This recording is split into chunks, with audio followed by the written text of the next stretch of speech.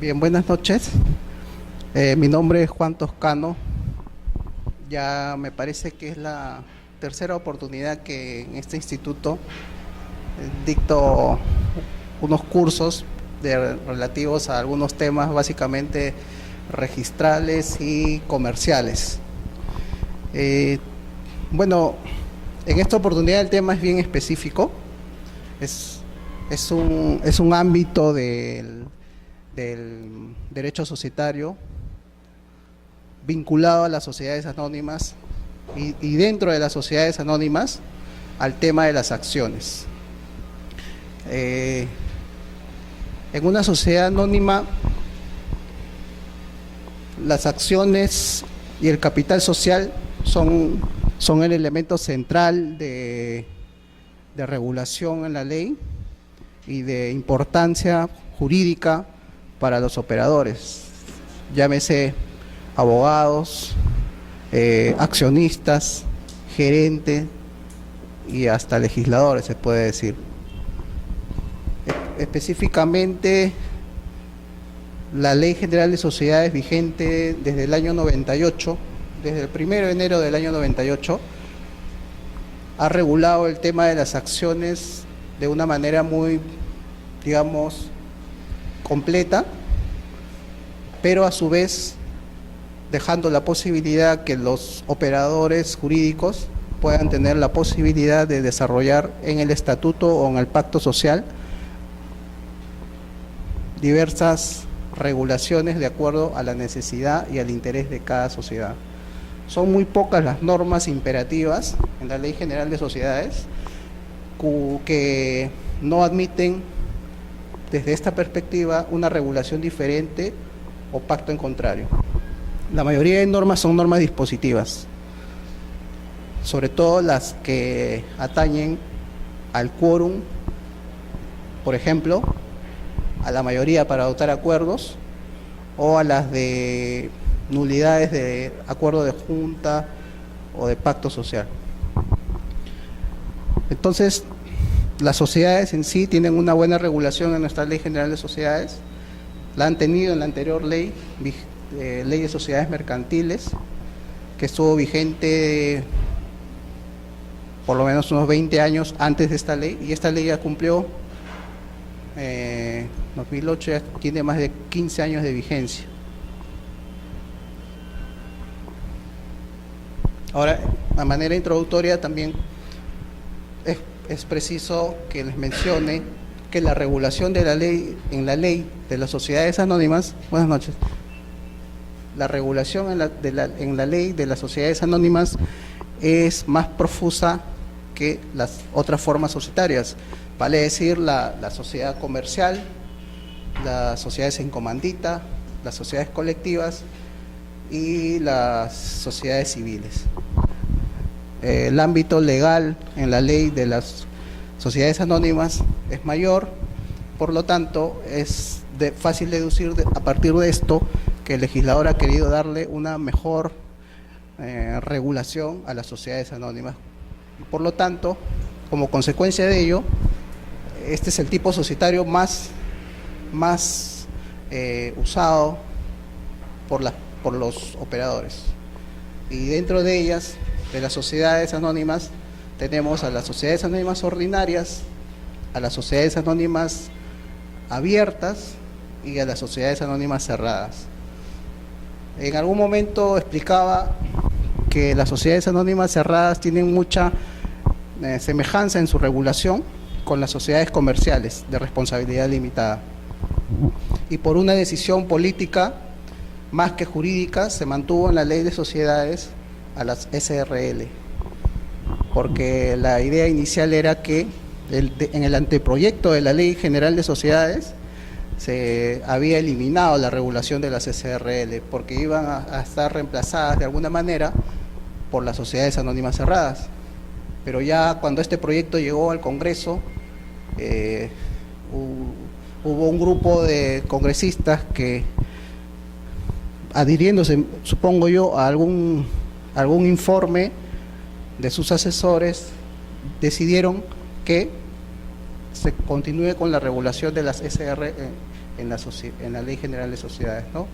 Entonces, en la actualidad tenemos las 3 formas societarias de SA y una SRL también por ahí.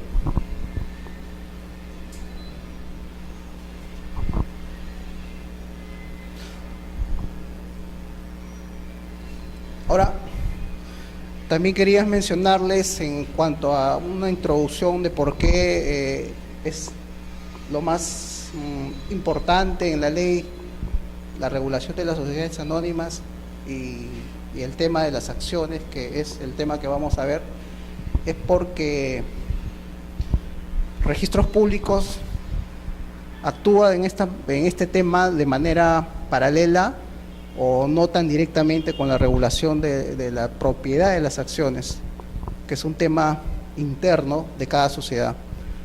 Todo lo que implica la propiedad de las acciones tiene una regulación específica, pero siendo un bien tan importante para las personas, el tener una o más acciones, no está vinculada su propiedad al organismo que, por definición, resguarda actualmente en nuestro sistema la titularidad de bienes, como un predio, un auto o cualquier intangible, que es el registro público. Más adelante les voy a explicar por qué esto es así, por qué hay una especie de un pequeño registro privado que toda sociedad tiene y en el cual hay una suerte de registro paralelo al registro público para el tema principalmente de la propiedad de las acciones.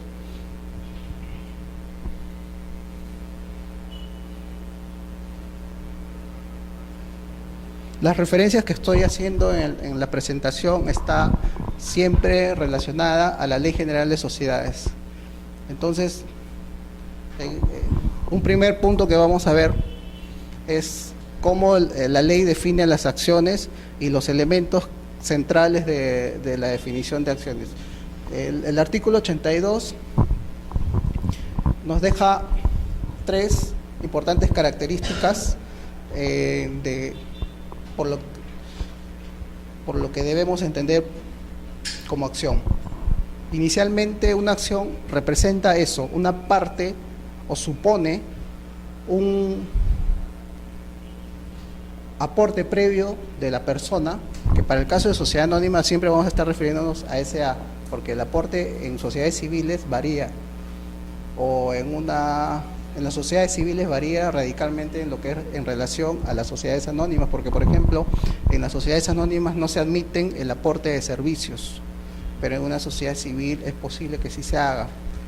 Por eso es que la referencia a la acción como parte integrante del capital social va a estar siempre referida para nuestro curso a la sociedad anónima. En consecuencia, el artículo 82 es el artículo central, el que define qué debemos entender por acción. Y inicialmente nos dice que es una parte alícuota del capital, o sea, es una parte porcentual, no implica una parte material del capital social. Cualquier persona que quiera ser propietaria de una acción inicia un proceso de información de qué tipo de acción estoy tratando de ser titular, y para lo cual tiene la posibilidad de efectuar aportes dinerarios o no dinerarios, y de esa manera el aporte previo implica el ser parte de una inmaterial de un porcentaje en relación al capital social que se integra por el aporte de todos los demás socios interesados. Buenas, pasen. Entonces, la primera característica es esa, la acción como parte alícuota del capital social. El capital social entendido como un todo. Cada acción, como ustedes comprenderán, implica, o mejor dicho, el capital social se va a integrar con el aporte de todas las personas socias que hagan su aporte. Ahora, esa suma de los aportes va a dar lugar a un capital social, que dividido entre todas las partes alícuotas nos va a dar un valor nominal de cada acción. Este valor nominal les voy adelantando, implica una suerte para el legislador de liberalidad en cuanto al valor que debe tener de acuerdo a lo que cada sociedad determine. En otras palabras, la ley no ha fijado un máximo y un mínimo para el valor nominal, como sí, por ejemplo, para el capital social, en el caso de las empresas financieras o bancarias. Tienen que tener un capital mínimo para constituirse. Pero para una sociedad ordinaria, normal, que no pertenezca a ese ámbito de la economía, no hay un capital mínimo. Hoy día puede una persona constituir una sociedad con un capital de 10 soles, 200, 1000, 5000 soles, y no hay un límite debajo del cual no se puede hacerlo, ¿no? Y bueno, la siguiente referencia en la definición de acción, parte alícuota, mismo valor nominal, ese es un principio. En las sociedades anónimas todas las acciones van a tener un mismo valor nominal. No podemos decir que la acción de la clase A tiene un valor nominal como de 2 y la acción clase B tiene un valor nominal como de 5. Esto estaba de alguna manera permitido por la ley anterior, la ley de sociedades mercantiles, pero con la nueva ley ha quedado claramente establecido desde el primer artículo que las acciones solamente tienen, todas ellas, un mismo valor nominal. La siguiente característica es, yo he hecho mi aporte, soy derecho a una parte proporcional del capital social, tiene el mismo valor nominal mi acción que la de todos nosotros, y el siguiente efecto es el derecho que me da una acción. ¿Podríamos hablar en ese supuesto de media acción?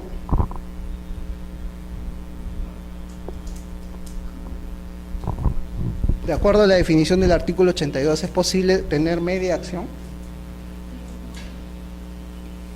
Sí. ¿Quién cree que sí?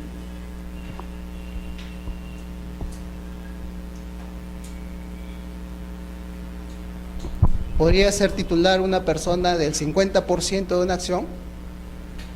Ojo, al decir porcentaje estoy diciendo parte alícuota también. Pero decir media acción, ya no estoy hablando de un porcentaje, estoy hablando de algo material. Por ejemplo, cuando una persona hereda un inmueble, ella solita hereda la totalidad del inmueble, ¿no? Pero cuando hay más de un heredero, cada uno, pues digamos que son 3 herederos, cada uno de ellos puede heredar el 33.3% de ese inmueble. El porcentaje sí podrían haber decimales, pero la acción me parece que hay un artículo que dice que la acción es indivisible. Claro. Ahora, lo que se puede, más que ser titular de media acción, es propietario, porcentaje del 50% de una acción, en copropiedad con otras personas. Entonces, en la referencia a que todas tengan un mismo valor nominal es una cosa, y el hecho o la indivisibilidad de la acción, pero el hecho de que una persona o varias puedan ser titulares de manera proporcional respecto de una acción, sí es posible, ¿no? Bueno, y les mencionaba que la tercera gran característica es el derecho a un voto. Tan importante como ser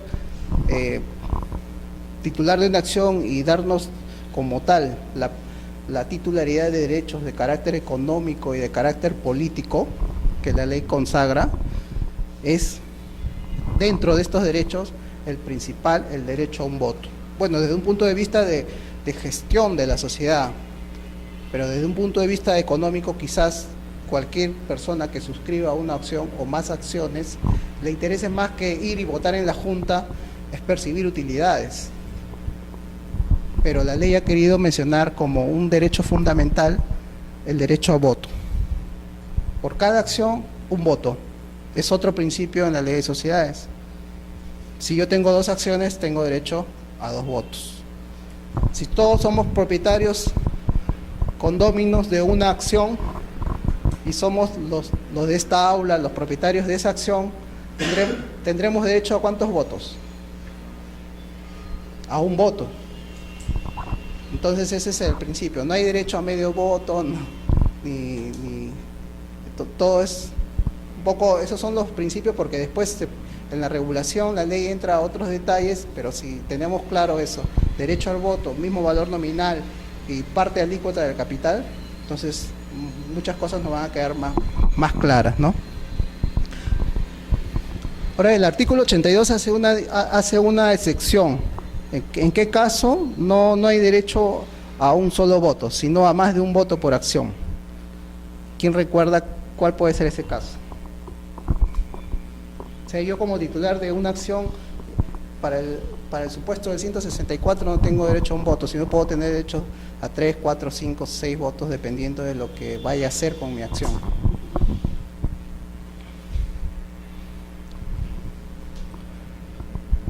Es el supuesto en el que se eligen directores.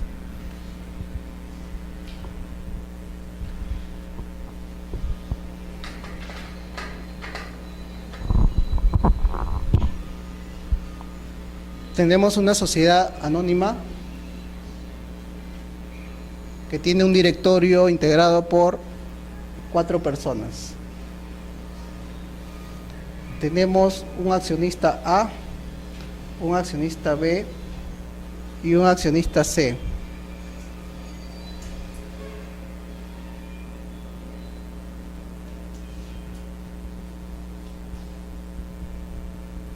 Normalmente el accionista A tendría derecho a 1 voto, igual también 1 voto y 1 voto, pero la ley ha señalado que para este supuesto el accionista A va a tener derecho a tanto votos como directores se van a elegir. Si el directorio se va a elegir en 4 miembros, él no va a tener derecho a 1 voto, sino va a tener derecho a 4 votos. Igual B, igual C. Si fuera el directorio integrado por 3, van a tener derecho a 3 votos, a 3 votos y a 3 votos. Y así sucesivamente.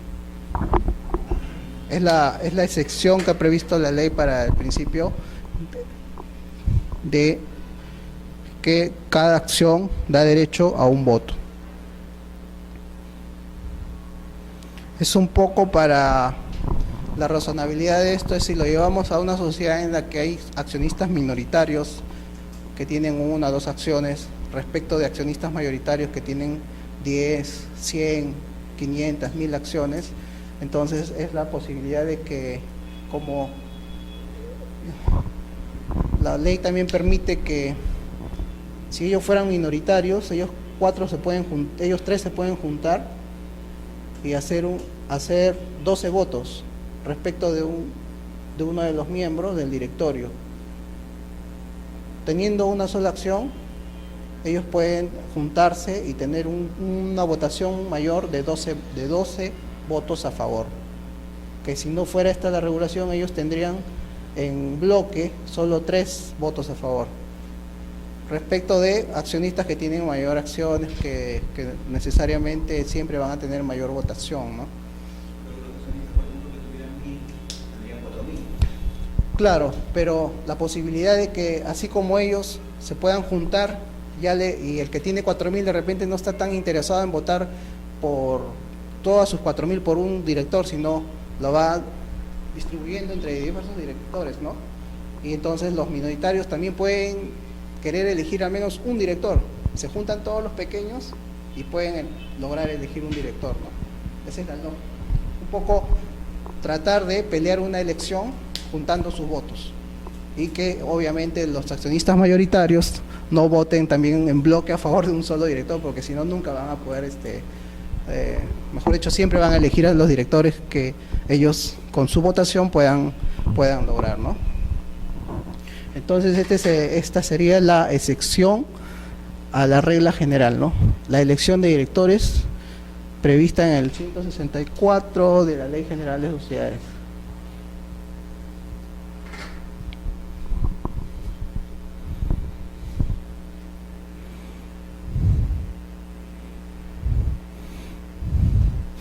Esa es justamente la regulación. La representación de la minoría es lo que le explicaba un poco por qué la ley ha previsto este sistema de voto acumulativo, ¿no? Es preciso que también les mencione que en algunas legislaciones no existe este tipo de regulación. Es un tema de opción. Nuestro legislador optó por regular esta forma de votación, un poco resguardando los derechos de la minoría.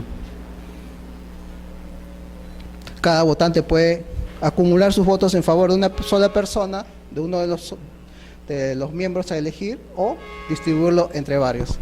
La posibilidad que los accionistas mayoritarios distribuyan sus votos entre varios directores propuestos es lo que posibilita que los accionistas minoritarios puedan elegir al menos un director.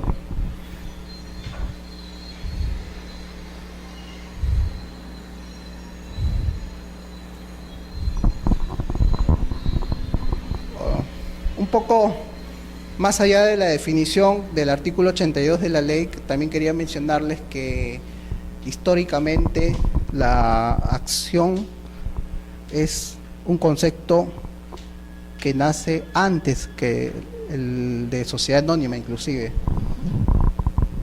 Inicialmente los comerciantes europeos de los siglos XV y anteriores se reunían y sin tener idea de lo que podría ser una sociedad comercial, una sociedad anónima, aportaban para un fondo en común, sin crear una persona jurídica como la entendemos ahora nosotros. Y con ese aporte ellos recibían a cambio un valor, un derecho intangible, pero que los reconocían a ellos como aportantes, como titulares de un fondo respecto del cual se generaban para ellos obligaciones y derechos. Básicamente nació como una necesidad del comercio de juntar esfuerzos, de juntar aportes, de juntar capital de trabajo y con ello llevar a cabo un proceso de comercialización de bienes. Los mercaderes dieron origen no solo al concepto de acción como lo entendemos ahora, sino también a lo que es el derecho comercial. Los inicios del derecho comercial está ligado mucho a los mercaderes de los siglos XV en función al mejor aprovechamiento del capital. Justamente esto hace que frente a un aporte de una persona se reciba un reconocimiento y posteriormente surge la sociedad anónima como tal. En el siglo XIX, en el Código de Comercio francés de 1807, estamos hablando antes de la independencia del Perú, recién aparece la regulación del tipo societario como actualmente, no como actualmente, pero los orígenes de la sociedad anónima actual surgen a principios del siglo XIX en Europa, en el Código de Comercio francés. Nuestro Código de Comercio de 1904, o sea, 100 años después, también ya habla de lo que es un poco de lo que es hoy las sociedades anónimas. Pero esa es la idea. Muchas personas pueden creer que el concepto de sociedad anónima da origen a las acciones, pero el proceso de creación de ambas instituciones jurídicas es a la inversa. Primero se creó este concepto de acción y luego surgió la sociedad anónima en contraposición a lo que en su momento se entendía como la responsabilidad ilimitada de los socios. Las sociedades colectivas tuvieron en el pasado una importancia preponderante, pero con la aparición de la sociedad anónima esa importancia se dio. ¿Y por qué el término anónimo? Porque se contraponía a las sociedades colectivas en el sentido que los mercaderes, los comerciantes hacían sus aportes y no querían ellos tener responsabilidad más allá de su aporte. Por eso que anónimamente no se sabía quién era propiamente el responsable más allá del aporte. A diferencia de lo que existía en las sociedades colectivas en las que sí las personas aportaban, pero se hacían ellas responsables en caso esos aportes no alcanzaran para responder por las obligaciones que se generara en esa factoría, en esa suerte de todavía de persona colectiva, distinta a la persona jurídica societaria que hoy nace con el acto de constitución social.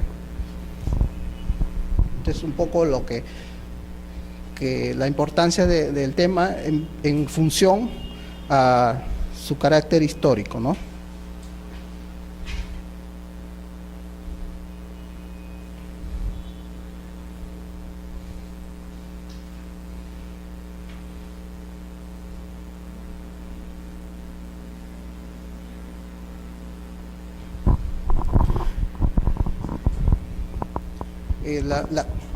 La acción como la tenemos regulada en la Ley General de Sociedades puede dar lugar a tres tipos de conceptos, acepciones. La primera, la que inicialmente todo el mundo entiende como tal, es aquella que habíamos explicado, parte alícuota del capital social, lo cual supone el aporte previo, que para el caso de sociedades anónimas puede ser aportes dinerarios o aportes no dinerarios. Y entre los aportes no dinerarios tenemos los bienes muebles, los bienes inmuebles y algunos derechos también, intangibles. La segunda sección, que está más vinculada al ejercicio de derechos políticos del accionista, es aquella en la que equivale a tener la calidad de socio de una determinada sociedad. La calidad de socio implica que esta persona no solamente es dueña de una parte representativa del capital, sino que también es titular de muchos derechos, pero también tiene deberes con la sociedad. Bueno, su calidad de socio determina que sea un centro de imputación de derechos y obligaciones. Y dentro de los derechos, el derecho político más importante es asistir y votar en las juntas.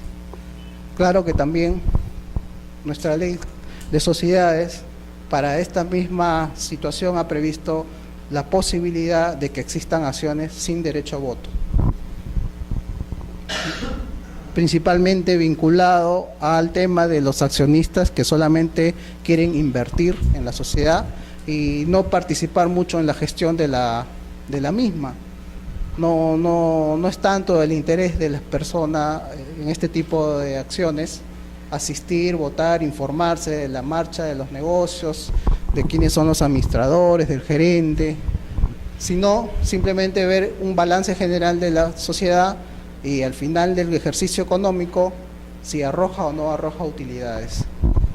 Son accionistas que, digamos, son accionistas inversionistas. La tercera sección de la sociedad es aquella que está vinculada a un concepto documental. Yo tengo mi certificado de acciones. Eso alude al hecho que el accionista no solo es titular de un número de acciones, sino que los puede demostrar a través de un documento. Un certificado de acciones es una especie de un diploma en el cual la sociedad deja constancia, ¿no?, que el número de acciones que tiene una determinada persona inscrita a su nombre en el libro matrícula de acciones es como figura en el certificado.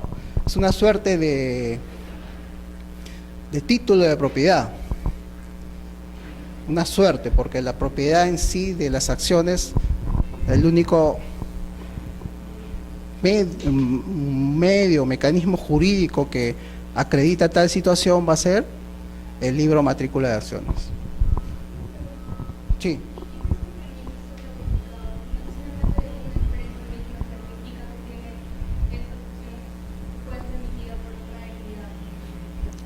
Principalmente en la ley de sociedades, quien emite esta certificación es el gerente de la sociedad.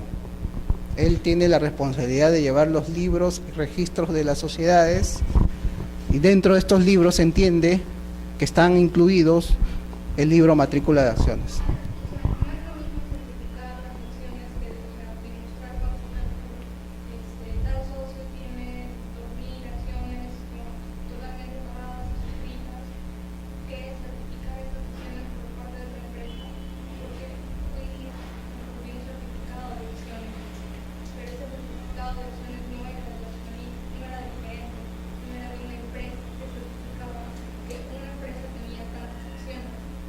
Ya.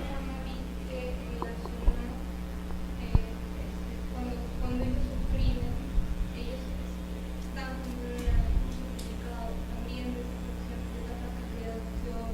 La SUNAT. Claro, o sea, era como un formulario, no sé si se habrá certificado. Mira,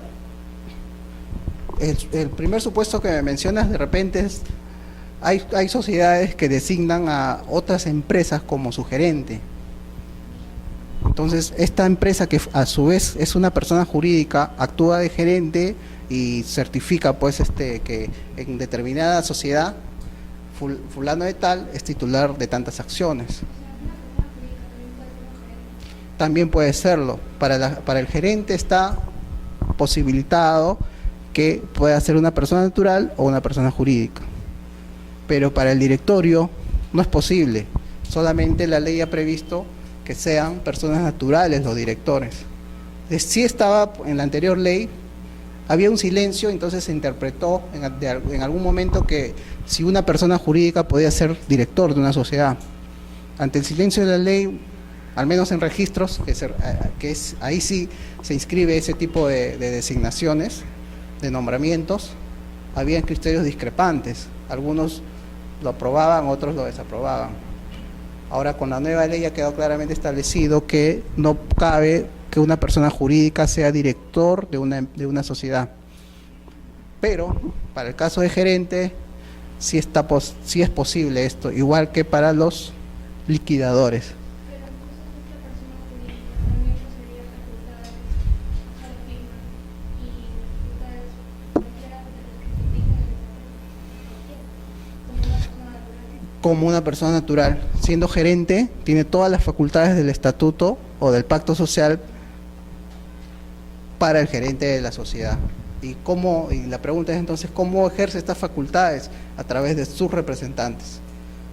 O sea, un representante de esta persona jurídica, tenemos una sociedad anónima A, que tiene como gerente a una persona jurídica B. Una sociedad anónima A que tiene como gerente a una persona jurídica B.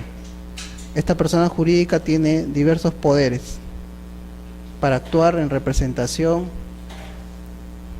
de A, ¿no? ¿Y cómo lo hace, cómo actúa? A través de sus representantes de B. Este representante tiene una suerte de una dualidad de representaciones, ¿no? Es representante de B,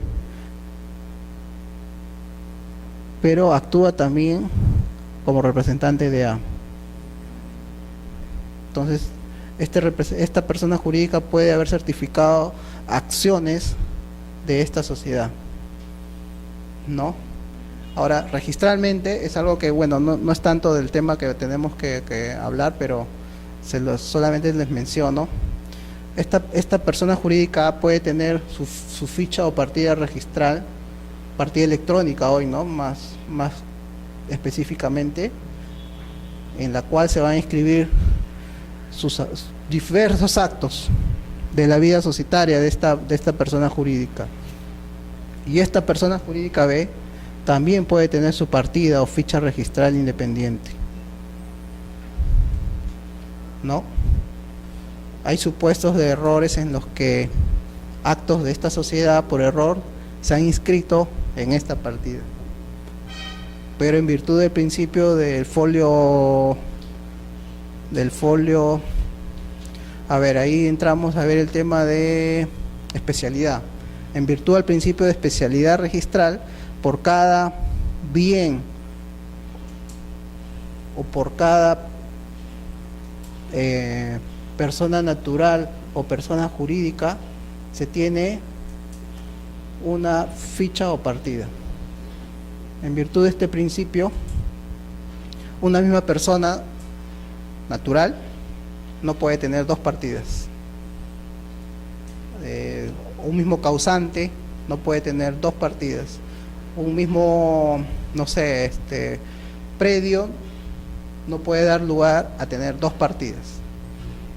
Igual, una misma persona jurídica no puede tener una y dos partidas. La persona jurídica A tiene que tener su propia partida y la persona jurídica B su propia partida. Sí. Volviendo al tema del certificado de acciones, ¿el certificado de acciones no es un título de valor? No. Tal. Por lo tanto, tampoco los requisitos están en la Ley General de Sociedades, porque no existen requisitos de que debe tener un certificado de acciones. Hay una mención, pero digamos en el caso de aumento de capital por el derecho, cuando se genera el derecho de suscripción preferente, los certificados de acciones lo que deben contener, pero obviamente es una regulación básica. Lo que de los certificados de acciones que yo he visto tienen una información muy resumida, ¿no? Generalmente todos llevan como título el nombre de la sociedad y la descripción de quién es el titular, de cuántas acciones y el tipo de acción, y la referencia a que en determinada fecha esta persona es titular de tantas acciones, ¿no? Ahora, la ley, más adelante les iba a mencionar este tema, pero el Código Civil ha establecido claramente que en esta sección de la acción como documento representativo del derecho como tal es un bien mueble y está regulado en el 888 creo del Código Civil, si mal no recuerdo. Entonces tenemos tres secciones: dueño o titular de una parte inmaterial del capital, dueño o titular, si se quiere, de derechos y obligaciones, y dueño de mi certificado de acciones, propietario, titular, ¿no? Y a través de la ley vamos a ver que la referencia a la acción va a estar indistintamente referido a una de estas tres acepciones.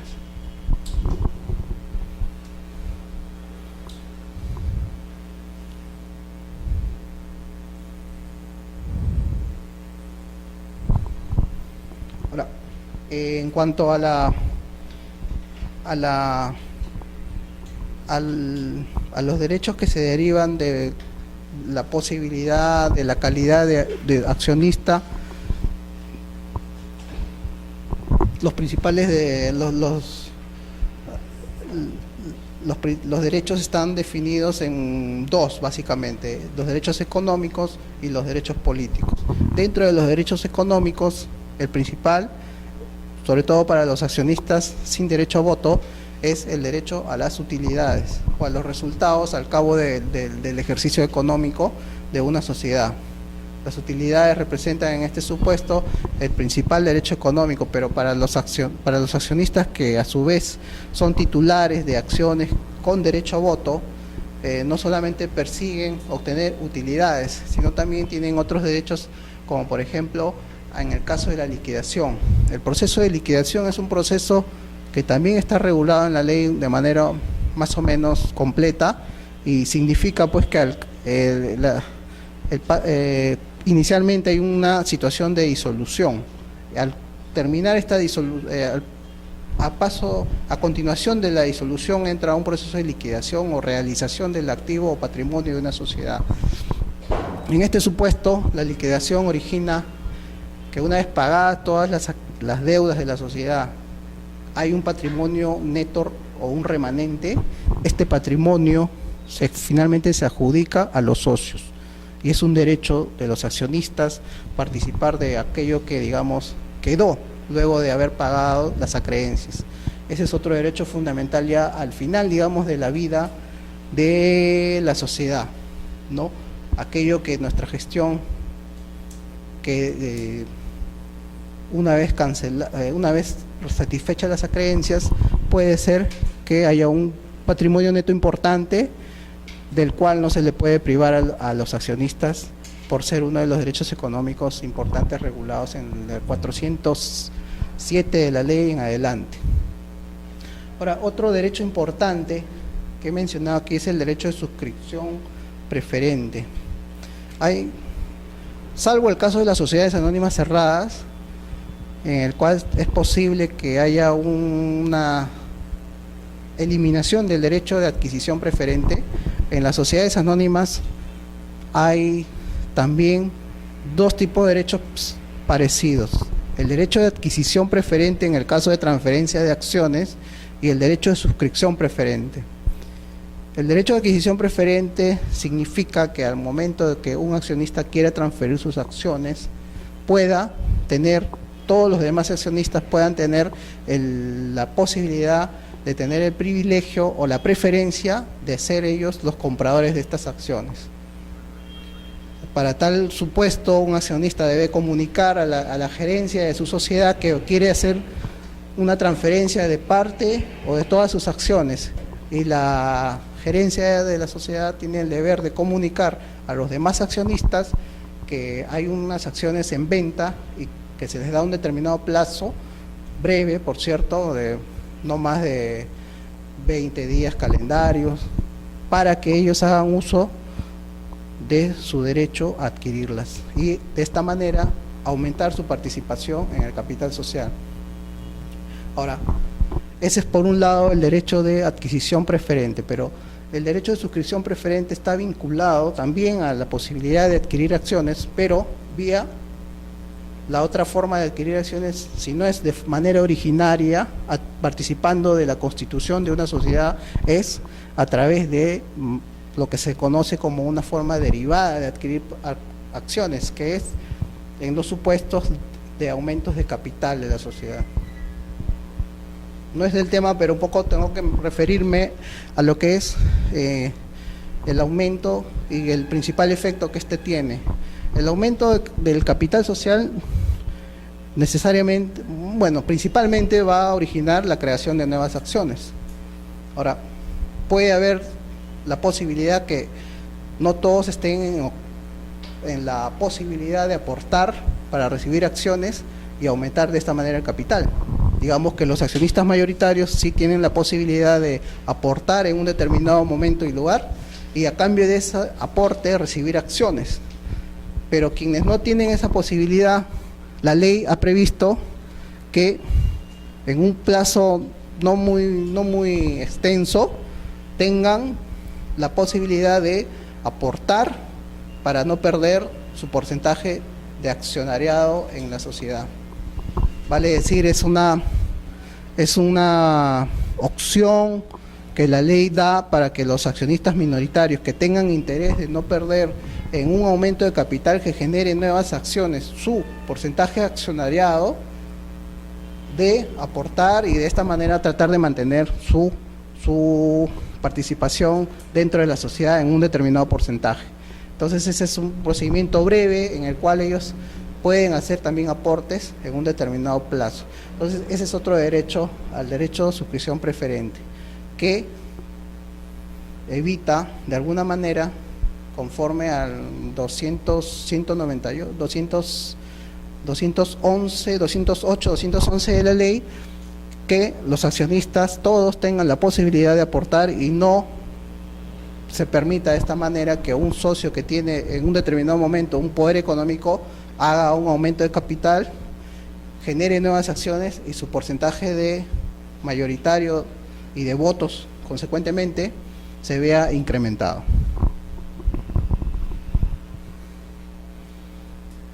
Tenemos entonces tres derechos económicos importantes: el dividendo, el derecho al remanente en el caso de la liquidación, ya en el supuesto, este supuesto se aplica más al final de la vida societaria, ¿no? En el caso que se llegue a la liquidación, este se aplica en un supuesto de ejercicios económicos positivos, en plena marcha de la sociedad, y este en supuestos en los cuales hay fortaleza económica que permite regularmente aumentos de capital.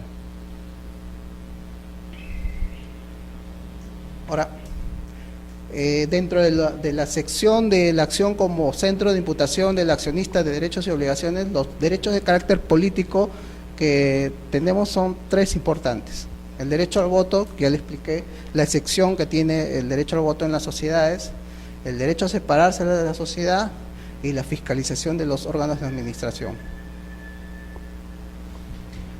Hay un derecho que algunas personas consideran también importante, pero que no lo he mencionado aquí, es el derecho a informarse de la marcha de la sociedad. Y yo creo que es importante, bueno, debí haberlo puesto, me parece que es importante porque toda persona que no solamente busca maximizar su inversión y consecuentemente vigilar que la sociedad tenga utilidades al cabo del ejercicio económico, es obvio que no solo le interesa captar estas al fin de un determinado periodo económico, sino informarse para de esa manera poder tomar una decisión adecuada respecto de si mantenerse o no como accionista de una sociedad. La información que pueda tener es lo que determina que tome una mejor decisión.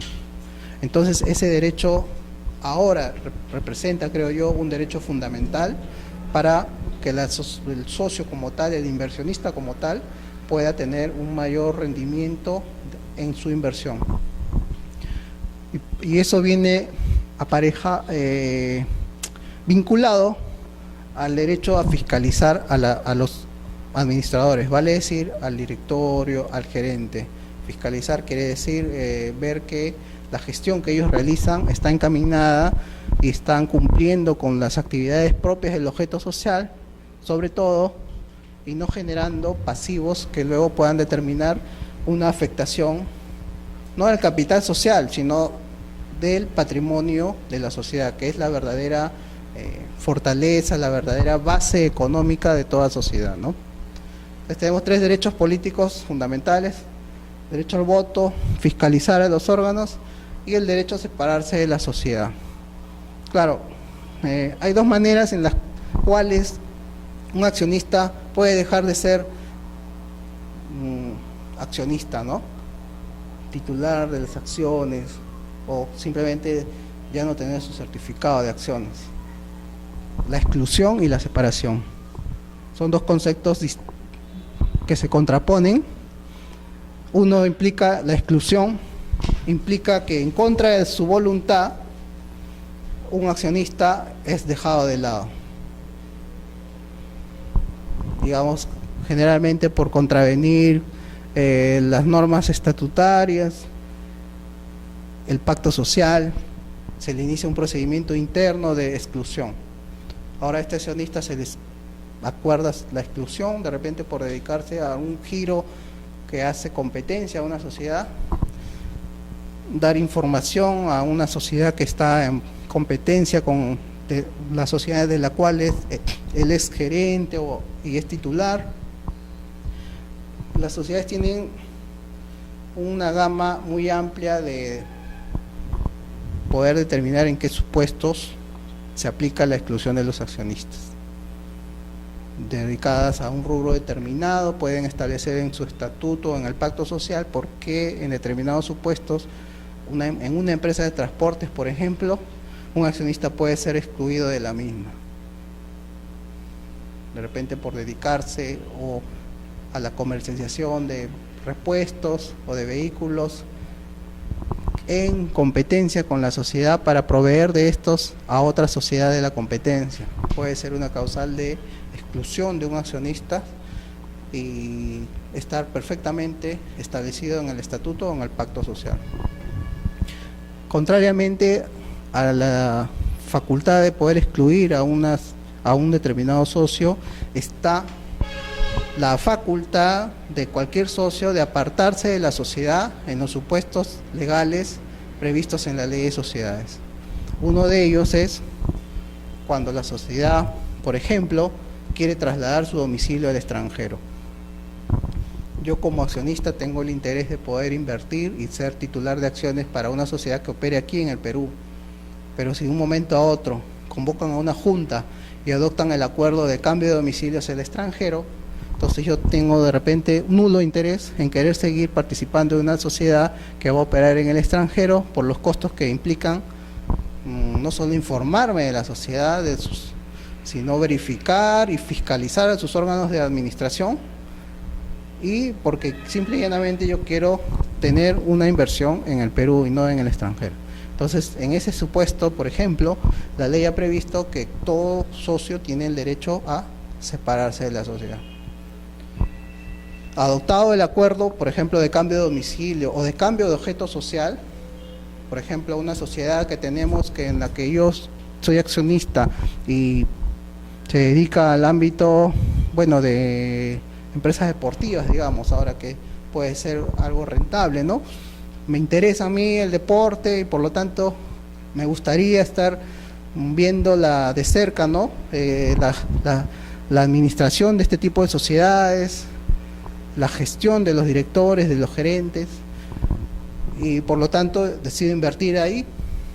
Como les decía hace un momento, el hecho de estar informado respecto de una determinada situación hace que mis decisiones sean más eficaces para poder yo tener la mayor rentabilidad posible en mi inversión. Pero de un momento a otro se celebra una junta en la que ellos acuerdan, por mayoría legal, obviamente, ya no dedicarse a la actividad deportiva, sino a la actividad manufacturera. Un cambio radical de giro, ¿no? De objeto. Entonces, bueno, pues a mí me gusta el deporte un poco, pero en el ámbito textil, manufacturero, de importación, exportación, mi interés es nulo.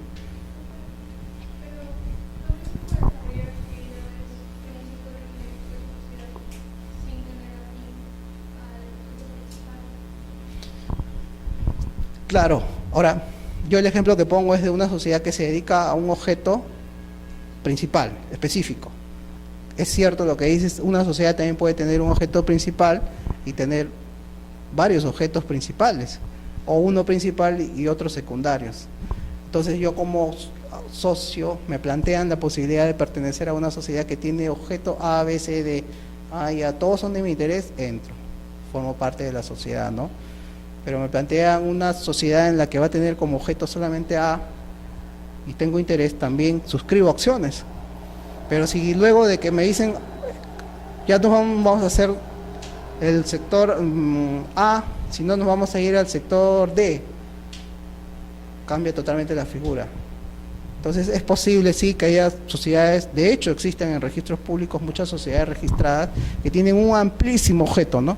Se dedican a casi a todo el sector económico que se puedan imaginar, es parte de su objeto, importación, exportación, comercialización de bienes, textil, ahora el ámbito de la construcción, inmobiliario, transporte, servicios como todo lo que son prestaciones de servicios ahora, el objeto es variado. Ojo, pero por ejemplo, la ley ha previsto que un objeto tan amplio pueda ser objeto de observación. Tiene que tener un objeto, si bien amplio, pero determinado, por el tema de la responsabilidad de los administradores. Entonces, un objeto amplio está en el artículo 11, creo, de la ley, si mal no recuerdo, está vedado como tal para ser plasmado en un estatuto. Tiene que ser un objeto genérico, como por ejemplo la sociedad se va a dedicar a la importación y comercialización de todo tipo de bienes muebles e inmuebles en la ciudad de Lima. Con esas frases han cubierto prácticamente toda la gama posible de servicios, de bienes, ¿no? Bienes muebles e inmuebles. Muebles son no solo los que están en el Código Civil, sino todos los demás que no están en el Código Civil y que no son inmuebles. Entonces es demasiado amplio. Entonces, cuando se quiera llevar a cabo una acción de responsabilidad contra un directorio o un gerente por haber excedido en sus funciones el objeto social, no se va a tener un margen o un límite para poder determinar su responsabilidad porque el objeto es tan amplio. Entonces, este es un tema que alude a la responsabilidad por ir más allá del objeto social. Entonces, cuestiones como esta, cambio de domicilio, cambio de objeto social o limitaciones a la transmisibilidad de las acciones, dan lugar al derecho a separarse de la sociedad.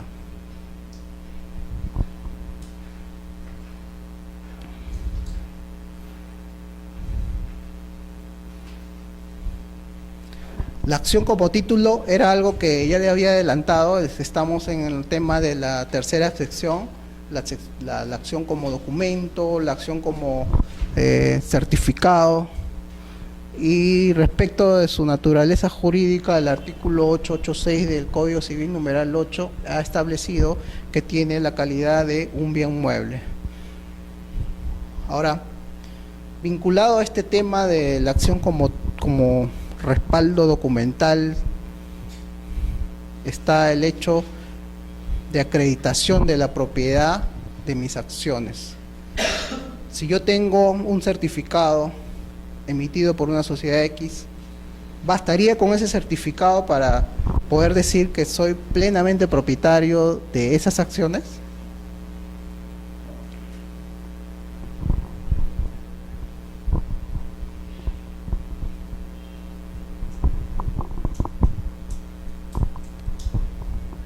¿Quién cree que sí?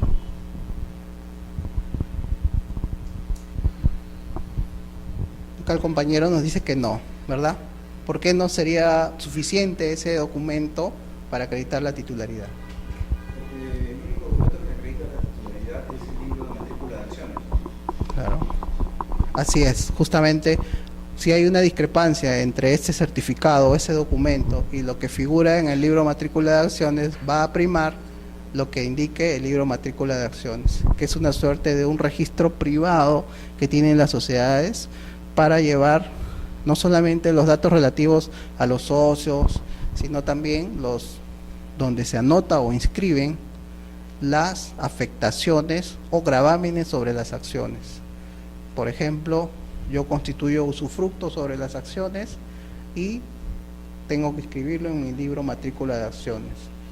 Constituyo una garantía mobiliaria sobre mis acciones y se inscriben no solo en el registro mobiliario de contratos de SUNAR, sino también en el libro matrícula de acciones de la sociedad. Si me embargan las acciones por una medida cautelar, esa medida cautelar también se inscribe en el libro matrícula de acciones. Todo acto que implique una afectación o gravamen sobre las acciones se inscriben en este libro matrícula de acciones. Ahora, la pregunta que ustedes se pueden estar haciendo es: si yo constituyo una sociedad, hago el aporte, recibo acciones, aumento el capital social, reduzco el capital social, me fusiono con otra sociedad, escindo mi sociedad, me transformo, me disuelvo, me liquido y hasta me extingo como tal, y todo eso se inscribe en registros públicos, ¿por qué un tema tan importante como la titularidad de mis acciones, que da origen a todo este tema de las sociedades anónimas, no se inscribe en registros públicos? ¿Cuál podría ser la lógica?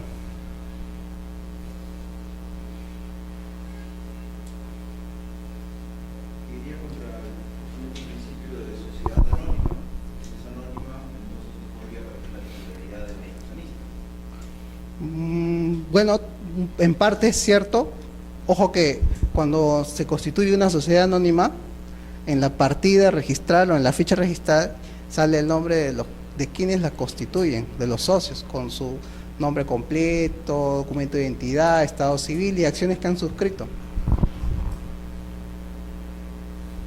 Es simplemente opción legislativa. El libro matrícula de acciones, mejor dicho, le había mencionado al principio que de un lado tenemos en la ley de sociedades a las sociedades reguladas, sociedades comerciales y sociedades civiles. Dentro de las sociedades comerciales estaban las SA, las SRL, las sociedades colectivas